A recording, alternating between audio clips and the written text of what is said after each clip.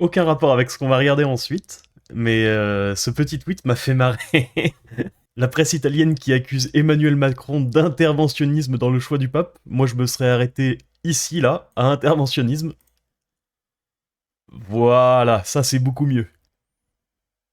Mais du coup, ce dont on va parler aujourd'hui, c'est le Festival international des arts vivants de Toulouse qui s'arrête pour faute de subventions. Clap de fin. Victime des coupes budgétaires, le Festival international des arts vivants de Toulouse s'arrête. Conséquence des arbitrages financiers que les collectivités doivent faire, l'annonce de l'arrêt de cet événement est un nouveau coup dur pour le secteur culturel dans la ville rose. En mars, le directeur du Théâtre de la Cité, Galin Stoev, en place depuis 2018, annonçait son départ anticipé, à l'été 2026, déplorant une baisse des financements de la part des collectivités. Aujourd'hui, il m'est à nouveau demandé de réécrire le projet de direction pour lequel j'ai pourtant été renouvelé il y a un an par Madame la Ministre de la Culture pour mon dernier mandat. Regrettait-il dans un communiqué. Une prise de position dans laquelle il indiquait également que le théâtre se retrouve à annuler la Biennale, Festival international des arts vivants. Mi-avril, dans une communication titrée Clap de fin, ce festival confirmait à son tour la fin d'une aventure commencée en 2019, à la suite du non-renouvellement des soutiens financiers de l'ensemble des collectivités territoriales. Alors que sa troisième édition s'est tenue à l'automne 2024, la Biennale, qui rassemblait 38 partenaires et structures culturelles du territoire, a appris, lors d'un rendez-vous de cadrage du Théâtre de la Cité, l'arrêt de l'ensemble de ses subventions publiques. Cela représentait, pour la dernière édition, 352 000 euros. 152 000 euros de Toulouse Métropole, 90 000 euros de l'État, 60 000 euros du département et 50 000 euros de la région. Pourquoi diable avait-il besoin d'autant de subventions, sachant qu'ils avaient 38 partenaires?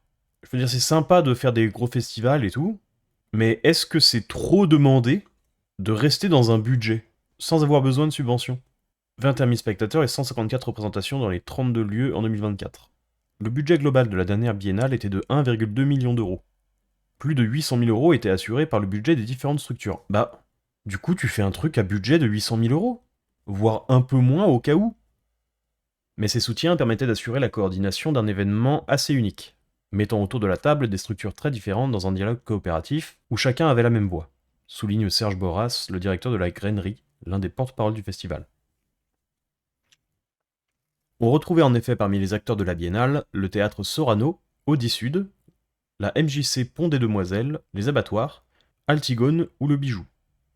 Au total, plus de 21 000 spectateurs avaient assisté à 154 représentations dans 32 lieux et en espace public en 2024, avec 103 artistes de 11 nationalités impliqués. On avait même un dispositif de méditation. Ah, bah, je pense que c'était absolument nécessaire ça. C'est vrai que ça, c'est de l'argent bien investi. À mon avis, les subventions pour ça étaient absolument nécessaires. Baptisé Faircore, qui a réuni environ 100 personnes d'une grande diversité. Au bout de 3 éditions, ce n'est pas si... Oh, aïe aïe aïe aïe. Être content de... Être content de réunir 100 personnes dans un espace de méditation après 3 éditions d'un festival qui réunit 21 000 personnes, il faut vraiment vivre de subventions pour ça. Il ne faut pas perdre le lien avec certains quartiers, certaines communautés. Déçu par cette décision, Serge Boras reconnaît cependant que les collectivités devaient faire des choix. Il faut rendre à César ce qui est à César, au moins il est compréhensif de la décision. Elles ont opté pour la sécurisation de l'avenir des opérateurs, des structures indispensables à l'écosystème culturel global, analyse-t-il. Le directeur de la Grainerie ajoute que les acteurs ont sans doute aussi des responsabilités. Malgré les manifestations en dehors de la métropole toulousaine, peut-être n'avons-nous pas su assez bien mettre en avant cette territorialité au niveau du département et de la région. Alors, très honnêtement, chapeau pour l'humilité, mais je pense que l'espace de méditation est une belle démonstration que les subventions n'étaient pas très bien utilisées, je pense. Interrogé sur la possibilité de poursuivre l'événement sans les aides publiques, Serge Boras répond clairement: on aurait pu se dire que l'on revoyait le périmètre de nos saisons à la baisse pour continuer la biennale. Mais cela aurait démontré une fois de plus que l'on peut se débrouiller. Et ce n'est pas le message qu'il faut faire passer. Non, j'ai mal compris, c'est pas possible. Alors dites-moi si vous comprenez la même chose. On aurait pu se dire que l'on revoyait le périmètre de nos saisons à la baisse pour continuer la biennale. Donc, apparemment, le festival aurait pu continuer sans les subventions, en supprimant par exemple l'espace de méditation pour 100 personnes. Mais cela aurait démontré une fois de plus que l'on peut se débrouiller. Ça veut dire que ils continuent pas volontairement pour récupérer des subventions qui leur sont apparemment inutiles. Et ce n'est pas le message qu'il faut faire passer, ça renforce ce message-là. Non, Est-ce que j'ai mal compris? Parce que sinon, c'est scandaleux, cette déclaration de Monsieur Boras. Estime l'homme de culture, soulignant par ailleurs le démantèlement du secteur socio-culturel depuis des années.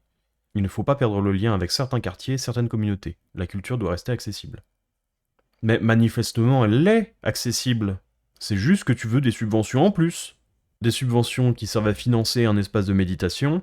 C'est un choix qui est fait par vous, monsieur Boras, de ne pas continuer ce festival. À plus petite échelle, mais de ne pas continuer ce festival. Apparemment, vous voulez absolument sucer un maximum d'argent public, monsieur Boras. L'espace de méditation était-il un moyen de blanchir de l'argent? C'est honteux ce paragraphe-là. Alors là, très honnêtement, je suis un peu sur le cul. On peut pas lui retirer son honnêteté à monsieur Boras, mais c'est aussi compliqué de lui retirer son avarice. Bon Dieu. Alors désolé, je reboucle sur vraiment ce paragraphe parce que c'est... Quelle honte! Mais cela aurait démontré une fois de plus que l'on peut se débrouiller, mais... Quel genre de personne il faut être pour ne pas être content de pouvoir se débrouiller sans l'État, franchement? Quel genre de cadavre ambulant faut-il être? Je vais être obligé de regarder qui est ce monsieur Boras, là. J'ai essayé de regarder, mais il a même pas de Wikipédia, donc dommage. Non, alors vraiment, pour le coup, je ne m'en remets pas. Ça devrait être une victoire de pouvoir organiser comme ça des festivals sans avoir besoin de subventions. Là, vraiment, je suis à moitié sonné. Je n'arrive même pas à imaginer ce qui se passe dans la tête de ce monsieur. Si vraiment son objectif, c'est la culture, et comme il dit ne pas perdre le lien avec certains quartiers et certaines communautés, pourquoi arrête-t-il d'organiser son festival, qui avait 800 000 euros de budget, je le rappelle? Vraiment, je n'arrive pas à m'expliquer cette décision. Autre que Monsieur Boras veut avaler un maximum d'argent public. Et si c'est le cas, bon, je sais pas si c'est de la bêtise ou du courage, mais il a le courage de dire ça dans Le Parisien, un des plus gros médias de France. Il est écœurant, ce monsieur. Comme d'habitude, si la vidéo t'a plu, le like, le commentaire, blablabla, la chaîne principale, blablabla, abonne-toi pour ne rien manquer.